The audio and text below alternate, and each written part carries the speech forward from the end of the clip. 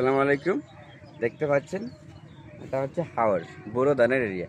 এখানে হাজার হাজার হেক্টর জমিতে বোরো ধান চাষ করা হয়। এটা জমি দেখলাম মোটামুটি মাশাআল্লাহ খুব ভালো ধান হয়েছে।